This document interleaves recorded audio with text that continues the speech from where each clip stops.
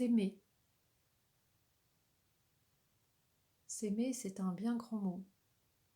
J'ai mis beaucoup de temps à comprendre ce que ça voulait dire.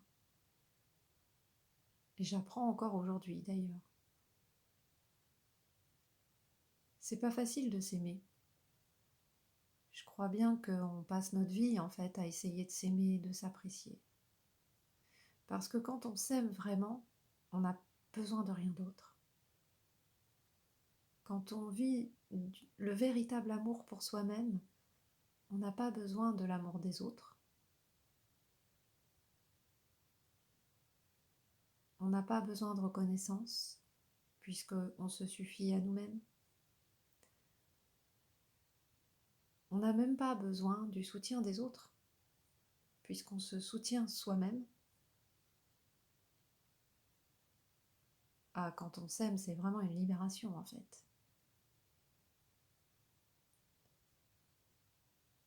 Mais c'est pas facile de s'aimer. On est capable d'aimer les autres, ça c'est sûr, mais de s'aimer soi-même, c'est toujours compliqué. Il y a comme un sacrifice derrière ça, je trouve. C'est aussi qu'on ne nous a pas appris à faire ça. On nous a souvent appris à aider les autres avant soi-même. Ce qui n'est pas facile, des fois, d'inverser la tendance. Parce qu'on pourrait croire que, par exemple, on est égoïste. Alors qu'en fait, c'est pas du tout ça la définition de l'égoïsme.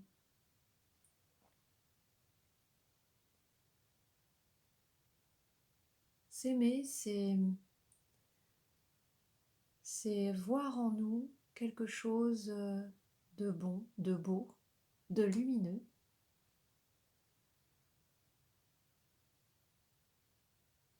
C'est de voir que ce que l'on a, ce que la vie nous a offert,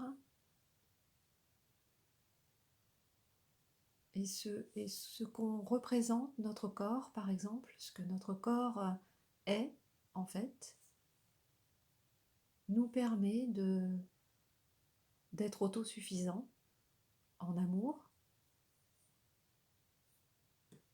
et du coup de faire des choix en fonction de ça. C'est-à-dire des choix que d'amour, puisque c'est pour nourrir notre amour. On voit bien qu'on fait des choix en fonction de ce qu'on pense de nous.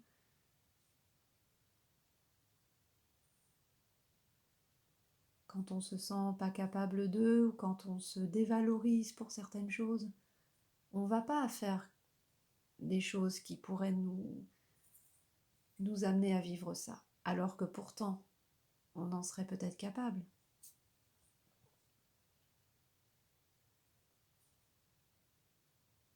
Alors que si plus on s'aime, plus on prend confiance aussi en soi. Et plus on se dit, peut-être en fait, peut-être que je pourrais le faire, peut-être que je peux au moins essayer.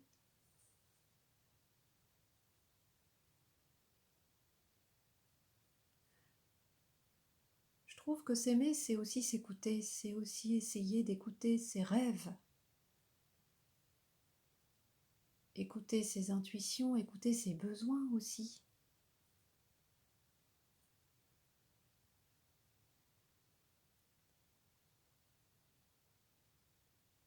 Même si on ne peut pas tout écouter d'un coup, si on ne peut pas agir en conséquence, ça dépend des rêves qu'on a. Mais on peut quand même essayer d'y réfléchir et de voir ce qui pourrait nous empêcher de les réaliser, ces rêves.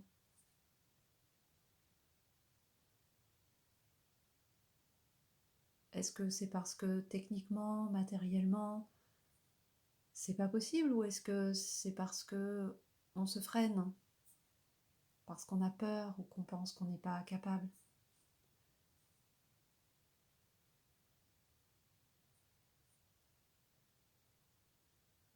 S'aimer, c'est aussi être capable de se respecter,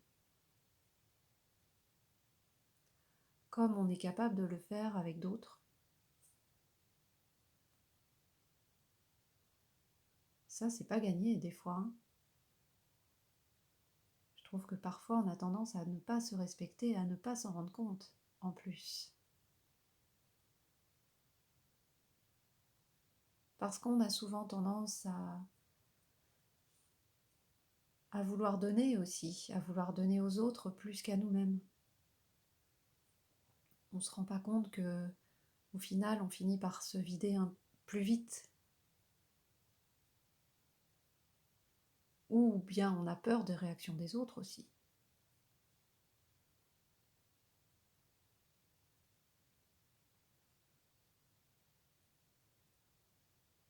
Non, s'aimer vraiment, c'est pas facile. C'est pour ça que j'en parle aujourd'hui, parce que c'est quelque chose auquel on doit penser vraiment au quotidien.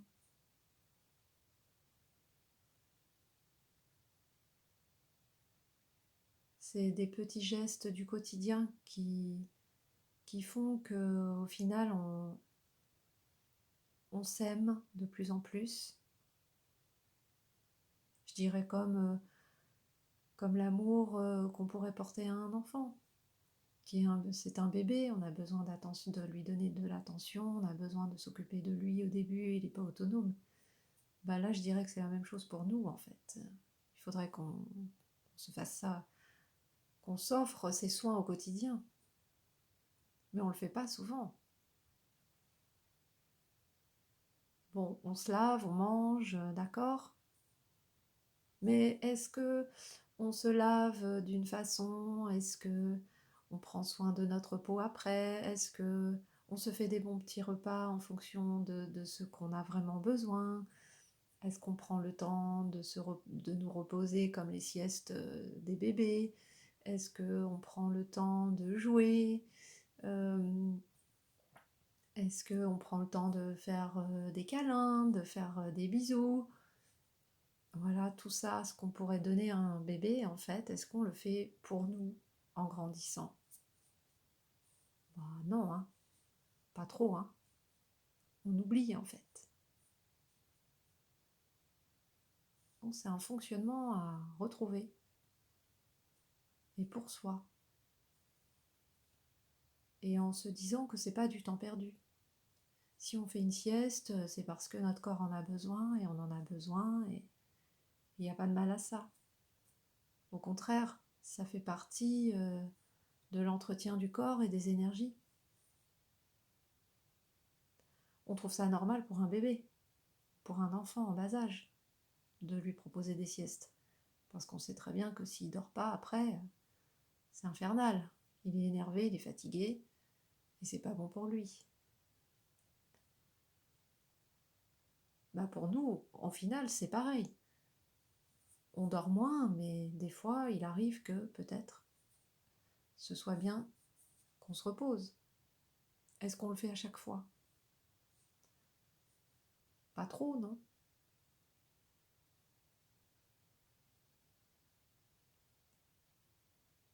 On vit dans un contexte sociétal aussi qui nous amène à être en activité tout le temps.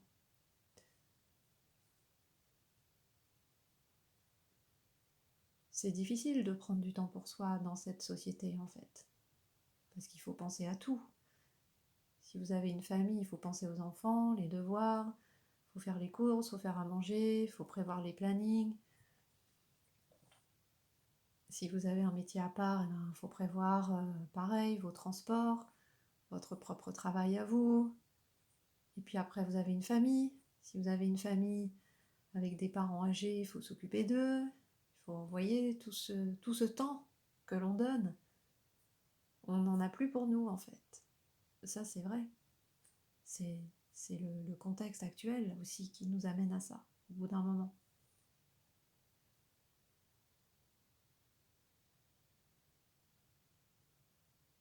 Mais quand même, je trouve que c'est possible. Il y a moyen quand même de trouver un moment chaque jour pour soi-même, même si c'est que 10 minutes. C'est aussi de se dire, ben, je pense à moi aujourd'hui parce que toute la journée, en fait, j'ai fait que interagir avec l'extérieur, mais pour l'extérieur, pour les autres, et en fait, pas vraiment pour moi.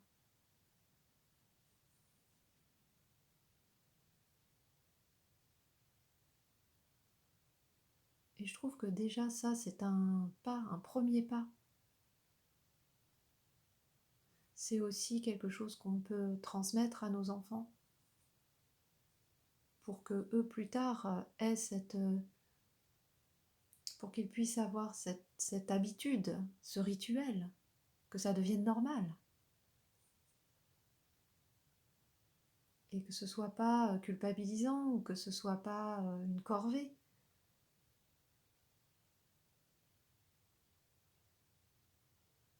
Je trouve que ça peut régler pas mal de choses aussi au niveau émotionnel, au niveau du corps, au niveau de la vie même en général.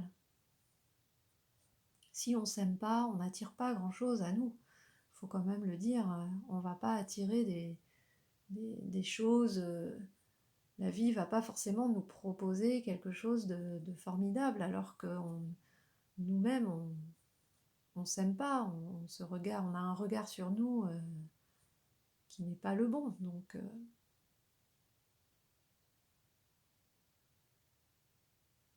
je trouve que ça joue vachement aussi, le regard qu'on a sur nous. Je me rappelle d'une fois que ça m'avait choqué comme exercice, on va dire. Bon, je m'y attendais pas, mais j'avais fait un travail sur moi et je crois que j'avais fait genre un petit exercice de visualisation sur moi, sur comment je me voyais. Moi, je me dévalorise depuis très longtemps. Oh, j'ai évolué quand même, mais j'ai, j'ai été très dévalorisée enfant et j'ai vécu avec ça en fait. Ça, c'est très dur aussi de sortir de ça. Donc, j'avais fait un petit travail là-dessus. J'avais essayé de me voir autrement, de voir la femme que j'avais envie d'être. Voilà, donc je me voyais, vous pouvez le faire chez vous d'ailleurs, c'est un exercice à faire sur vous. Vous vous visualisez plus lumineuse, ou vous pouvez vous voir comme quelqu'un qui sourit. Vous laissez venir en fait ce que vous voyez de vous, et puis vous voyez en fait si ça évolue ou pas. Et puis c'est à faire assez régulièrement en fait, parce qu'en une séance, des fois, c'est pas suffisant. Enfin bon, j'avais fait ce travail, et je me souviens que en allant en ville, me promener, en fait, je passe devant un petit restaurant rapide, et puis là, il y avait donc des personnes qui mangeaient dehors en terrasse, et je passe devant, et là, tous, ils me regardent avec un sourire, ils me disent «Bonjour madame!» Et comme ça, alors que je les connais pas, ça m'était jamais arrivé, quelqu'un qui me... Enfin voilà, j'avais rien d'exceptionnel ce jour-là. J'avais juste fait cet exercice quelques jours avant. Et j'ai trouvé ça incroyable, que quelque part, ça voulait dire qu'il y avait comme quelque chose de changé, en fait, dans mon intérieur, qui se voyait à l'extérieur. Mais même si moi je le voyais pas, mais les autres le voyaient. Et ça m'est arrivé plein de fois après, des choses comme ça. Quand vous avez des sourires de personnes qui vous regardent avec un sourire, alors que vous souriez pas forcément. Enfin, ça, c'est vraiment des indices que quelque chose change à l'intérieur. Alors quand je vois ça maintenant, je suis contente parce que je me dis ça y est, j'ai travaillé un peu, ça marche. Bon, tout ça pour vous dire que s'aimer, c'est pas si simple et que c'est un travail au quotidien. Mais c'est un travail, un chemin qui est vraiment formidable parce que ça vous montre vos ombres. Mais en même temps, ces ombres, il faut bien les voir, il faut bien les reconnaître pour pouvoir les changer si on veut. Et c'est possible.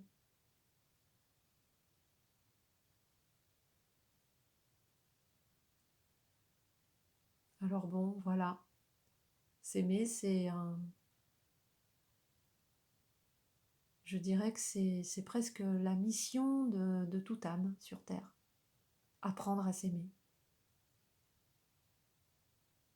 Moi, j'ai vraiment une vision d'un être qui s'aime entièrement et qui est dans l'amour total de lui-même. Moi, pour moi, ces personnes-là sont dans l'amour, quoi. Tout est fluide, tout est beau. Ça veut pas dire qu'elles vivent pas de souffrance, hein. Ça veut rien dire du tout. C'est un autre processus, en fait.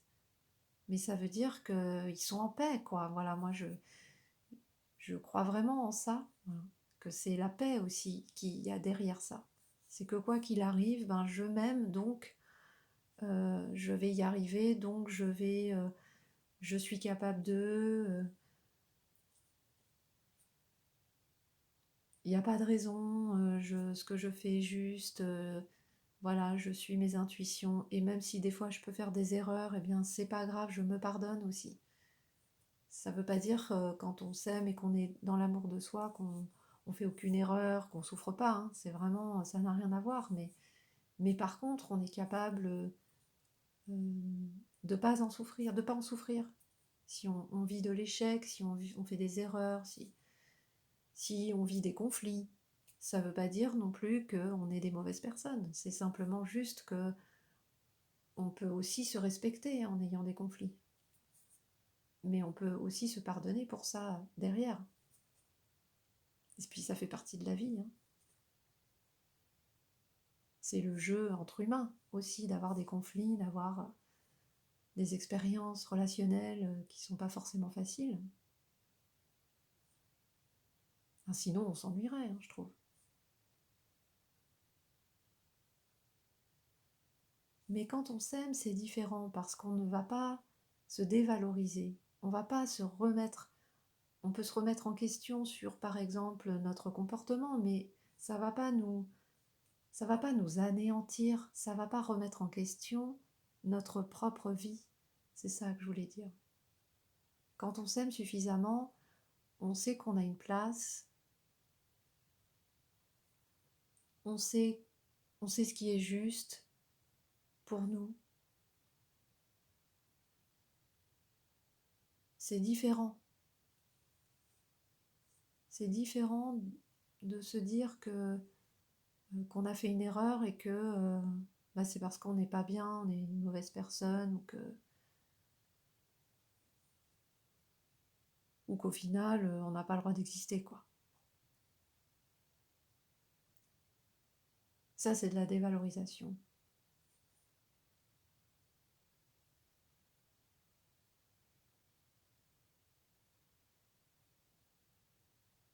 S'aimer, je pense que c'est vraiment être sincère avec soi-même.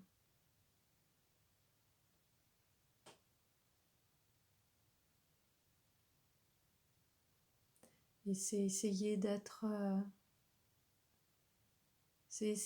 montrer et de rayonner ce qu'on est vraiment à l'intérieur.